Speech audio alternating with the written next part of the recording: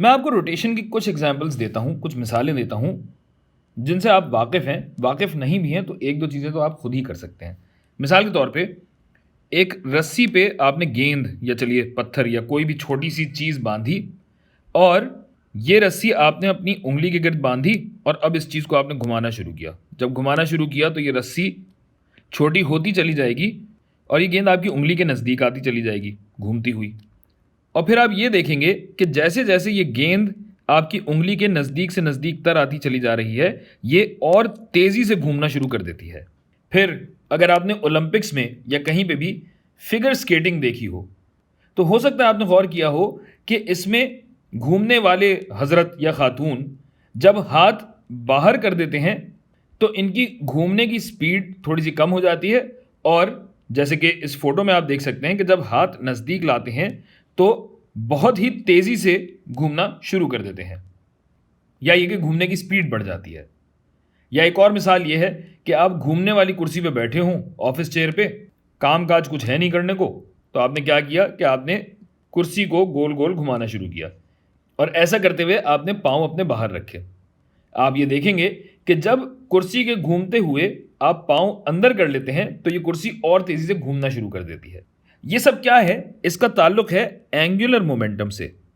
Angular momentum की निशानदेही हम कैपिटल एल से करते हैं और जिस तरह लिनियर मोमेंटम कंजर्व होता है, यानी कुल लिनियर मोमेंटम बराबर रहता है, उसी तरह एंगुलर मोमेंटम में भी जो आपका हतमी एंगुलर मोमेंटम है, वो इब्तिदाई एंगुलर मोमेंटम के बराबर होना चाहिए। ये कहलाता है कंजर्वेशन ऑफ एंगुलर मोमेंटम। तो मास तो मुसलसल आपका बराबर है, मास तब्दील नहीं हो रहा, लेकिन ये ज़रूर है कि आपका जो मास डिस्ट्रीब्यूट हुआ है, या यहाँ पे अगर देखिए तो मास दूर था, जैसे-जैसे मास करीब आता जाता है, तो ये रेडियस कम होता जा रहा है। तो रेडियस जब कम होता है तो एंगुलर वेलोसिटी बढ़ती चली जाती है। कैसे होता है? ये हम देखते हैं। मिसाल के तौर पे आपके पास एक मास है जो एक महवर के गिर्द गोल चक्कर काट रहा है और इसका ये रेडियस निस्फ कदर फिक्स है। तो जैसा कि मैंने आपको बताया, लिनियर मोमेंटम किसके बराबर होता है? मास इनटू वेलोसिटी के। बिल्कुल इसी तरह एंगुलर मोमेंटम बराबर होता है मोमेंट ऑफ इनर्शिया ज़रब ओमेगा के।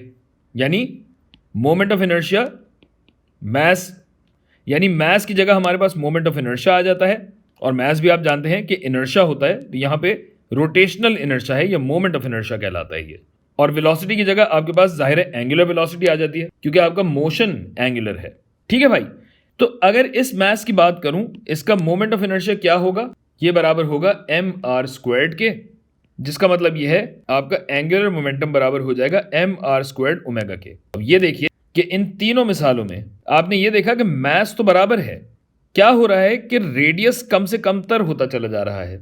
जिस तरह ये मास अगर यहाँ पे घूमना शुरू कर दे, ये यहाँ पे घूमना शुरू कर दे, तो रेडियस अगर कम होता जाएगा तो एंगुलर मोमेंटम या कुल एंगुलर मोमेंटम बराबर रखने के लिए एंगुलर वेलोसिटी को ऊपर जाना ही पड़ेगा।